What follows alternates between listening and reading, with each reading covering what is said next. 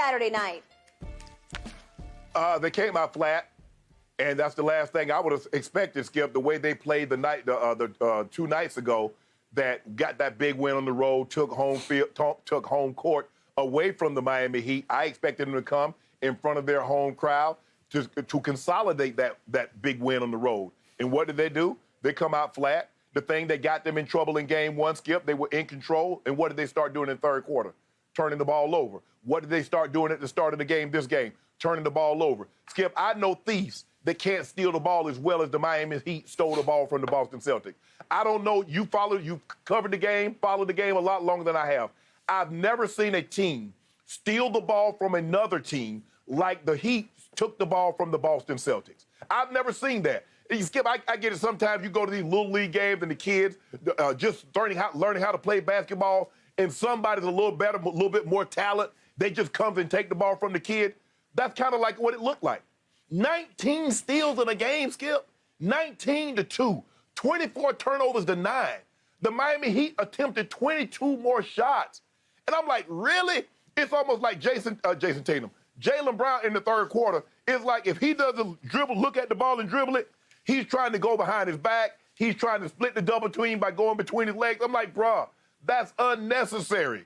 And once you got that big lead, the crowd could really never get into the game until late in the ball game. Give the Miami Heat credit, because they ended up, the Celtics cut it down to 1, and Strus comes back, Skip, late in the fourth quarter, and hit a 3 to put them up back by 4. Bam gets a layup in the 6th, and the game was basically over at that point.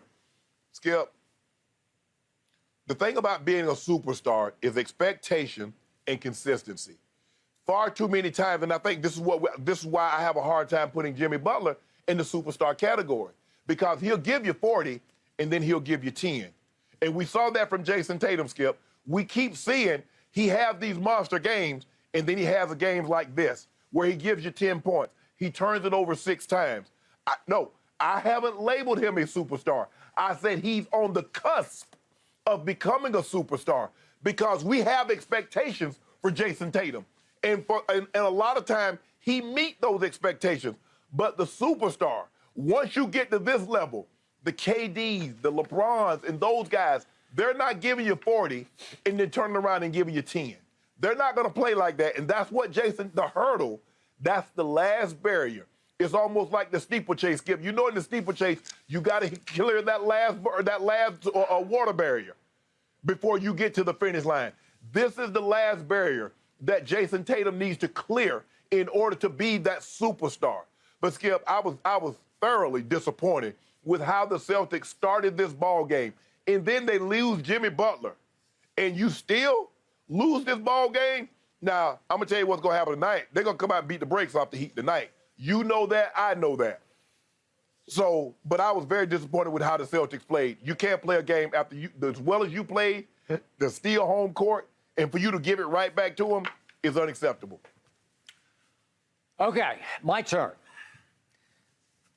Allow me to frame just how shameful this loss was for your Boston Celtics. This was all-time. How in the name of Larry Joe Bird could you come up this small, especially in the second half of a game in which Jimmy Butler could not play? All I'd heard for the previous 48 hours from people I know, people texting me, NBA people, you're wrong about Miami. They can't score in the half court. It's Jimmy or bust. And I kept saying, no. They have the 6th man of the year in Tyler Hero. They have a Bam who has been an all-star who did average 19 and 10. And yet the disgrace here for Boston is that Jimmy Butler, for whatever reason, could not go with knee inflammation in the second half. And Tyler Hero might as well have not gone in the second half, because he was a disaster in this game. So my second scoring option goes 4 of 15 and 0 for 6 from 3, gets benched in the fourth quarter in favor of Oladipo, and Tyler Hero winds up down at the end of the bench with a big ice bag on his thigh, on his quad, because apparently he's got some kind of quad pull that is troubling him also. So Marcus Smart goes down. It looks serious. He turned his ankle completely over, and he's back in about a minute. Shades of Paul Pierce. And then next, your man Jayson Tatum goes down, and I think he's going to the hospital. He's torn his shoulder completely apart, and he's back in about 3 minutes. So you got both your two guys back, and I don't have Jimmy Butler, and I don't even have Tyler Hero. And it's going to be Bam or bust, really, in the fourth quarter. And it was Bam. He made 4 or 5 shots in the fourth quarter. But now we get down to the reason that I picked the Heat to win it all this year. There's just something about the backbone of this team that starts with Pat Riley through Eric Spoelstra, through Udonis Haslem on down. And I loved what Kyle Lowry said after the game, and by the way, it was huge to have him back just in presence alone. The numbers don't scream like greatness, but just to have the head of the snake back to settle things down, to occasionally steal the ball was enormous, and I told you it would be on Friday. But Kyle Lowry said after the game, he says, Udonis always says, we all got it the hard way here. A lot of undrafted guys, a lot of low-round draft pick guys. We all found ways to make this our living and found out ways to do the job at a high level and to be here and to stay. That's big for us. Well, whatever that grit is, it led to glory on Saturday night in Boston because of what you said. They literally stole the game with 19 steals. Well, look at how spread out they were. I've got 4 players on this roster who had 4 steals in the game. That's impossibly great. Bam, who's two-time first-team all-defense, had 4 steals. Kyle Lowry had 4 steals. And Victor Oladipo came off the bench with 4 more steals. And P.J. Tucker had 3. I didn't even know if P.J. Tucker could play in this game because he had a knee bruise that was problematic. And I wasn't sure about half the roster playing in this game. And yet, I keep telling you, there are the Max Struses of the world, undrafted free agents once upon a time, who suddenly come up, and Strus, if we could see it, hit the biggest shot of the night with 2:16 left, just when I thought the ceiling had finally fallen in on the visiting team. Strus gets one, and they ran a play for him, and he just goes right up and shoots it, and it scrapes the ceiling on the way to swishing. And he said what he appreciated the most is that Kyle Lowry called it in the huddle. He said, let's run a pin down for Max. Seriously, a pin down for Max Strus? And he ran it, and Strus shot it like he meant it. And that put Miami back up 4, and it seemed to stem the tide, turn the tide back to the Heat. And the next thing I look up, they're up 9. Well, that was the ball game right there, thanks to a Max Strus. Well, that's just a gut shot. And it came down to Jayson Tatum. In the end, I kept thinking, oh, surely he'll do. No, he won't. No, he won't. Surely he'll be better than 3 of 14 and 1 of 7 from 3. But no, he wasn't, because in the fourth quarter, it should have been Jayson Tatum's game. And he went 0 for 2 in the fourth quarter, shot 1 free throw on a technical, and made the 1 free throw. And that was his 1 point in the fourth quarter. Well, superstar, I think not. And he's had, as you suggest, a fairly lengthy history in big games, big turnaround games, big playoff games, closeout type games, in which he suddenly shrank and disappeared. I don't know why, but it's hard for me to elevate him till he consistently comes up as big as he did occasionally against Milwaukee. And this was his game. This had him written all over it. And instead, I've told you this again and again, the guy I'm rooting, again, obviously, I'm rooting against Boston. The guy who scares me far more than Jayson Tatum is Jaylen Brown.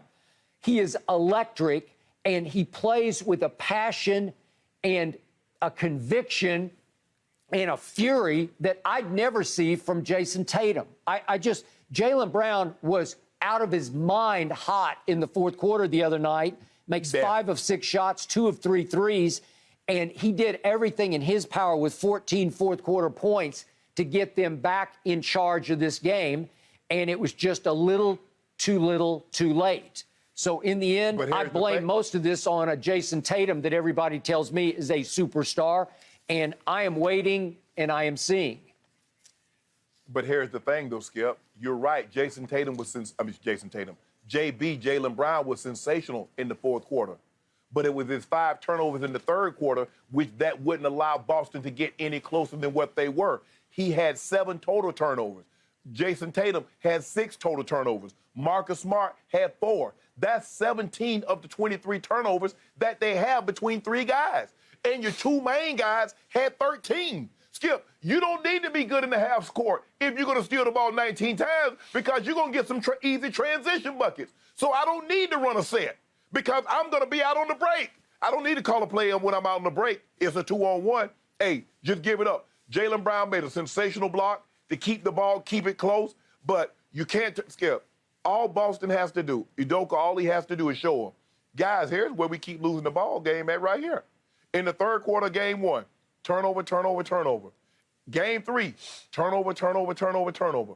When we take care of the ball, I'm not saying we're going to make every shot, not going to make every free throw, we're not going to make every 2 or 3 point shot. But when we take care of the ball, we can blow this team out. I still believe Boston is the better team.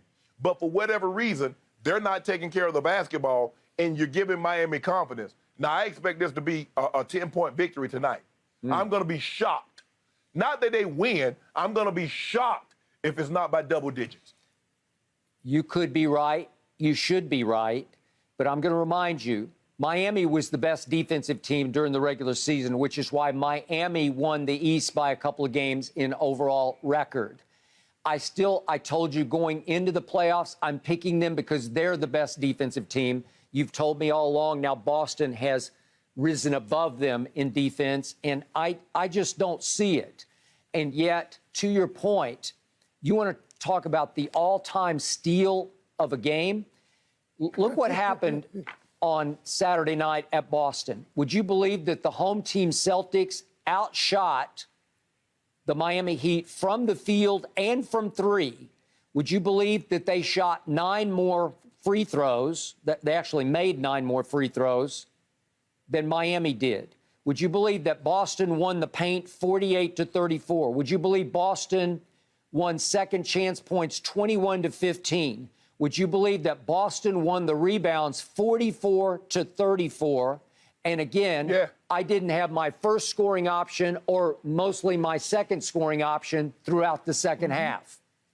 And they literally stole the game on pure guts, on true grit. They just said, we can do this because we know how to play defense at the highest playoff level. And all of a sudden, they are disrupting and dislodging the basketball. And you're right. They'd get off to the races, and Bam would get free, and they're making break threes, and that's how they've played all year. They believe deeply in their culture and their system and their experience, their championship quality DNA, because a lot of these guys have been there and done it at the highest level. So that's why I picked them. That's why I'm sticking with my pick. I still think it will take 7 games, but I got Miami with a home game 7 victory. Skip, if Robert Williams is going to play, I would not start Daniel Tice alongside Al Horford.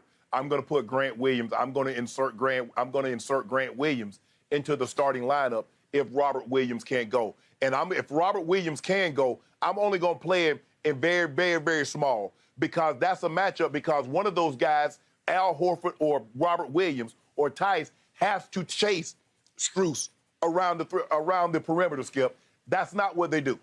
So if Robert Williams doesn't play tonight, I'm going to be very surprised if Grant Williams isn't inserting into the starting lineup because he didn't have his best game, but I still like Grant Williams. He plays hard. He was 2 of 4 from the three-point line, 4 of 4 from the free throw line. He plays tough, but Jayson Tatum and Jaylen Brown must do a better job of protecting the basketball in order to give them a chance to win, Skip.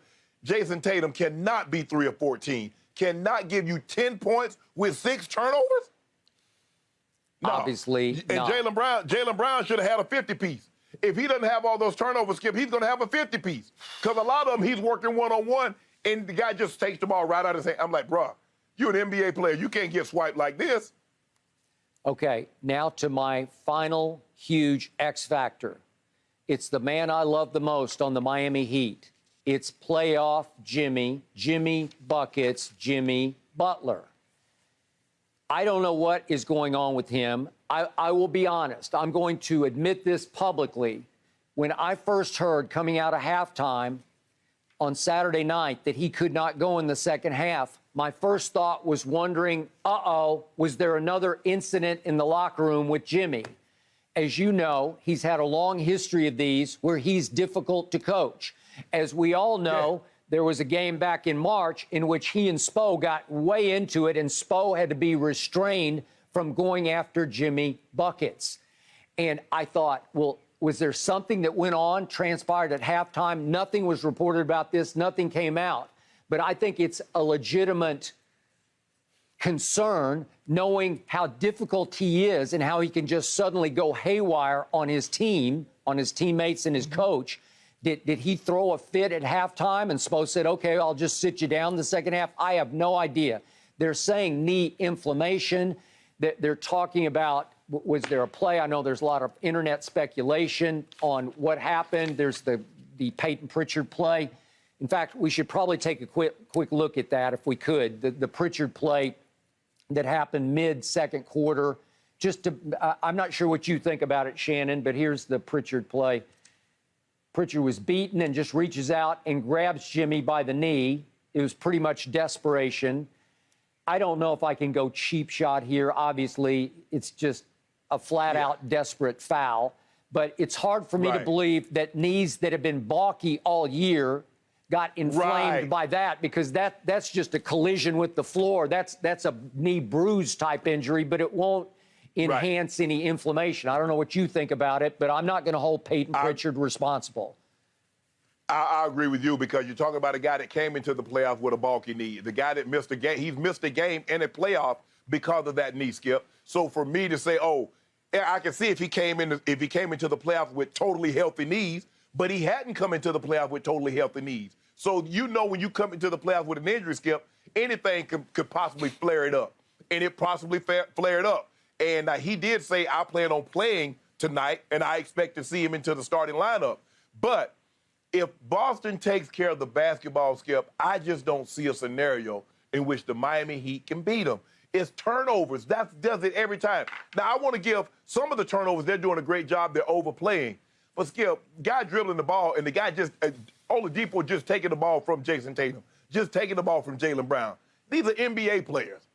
You can't just get the ball. You just can't get swiped like you in New York City. We got it. So my bottom line is Jimmy Butler has to play going forward, and I hope he can, because if he can't, then I'm out, and you'll be right. Then Boston will win 3 straight games. Tyler Hero is going to have to give them a little bit of something, even on a balky quad, or I'm in big trouble, because he was the 6th man of the year. And I've seen him be in attack mode before where he gets unstoppable. He's a bucket waiting to happen, and I haven't seen that yet in this series. If those two players are okay going forward, then you're not going to be okay, because Boston will not be okay. Skip, I don't know if you can count on P.J. Tucker to give you 17 points a game moving forward.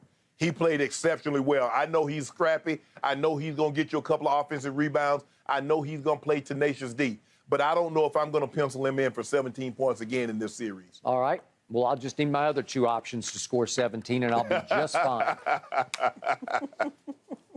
Thank you for watching. You can subscribe here to get the latest from the show, and be sure to check out more of the best clips from Undisputed, or go watch a few other segments from our other shows on FS1.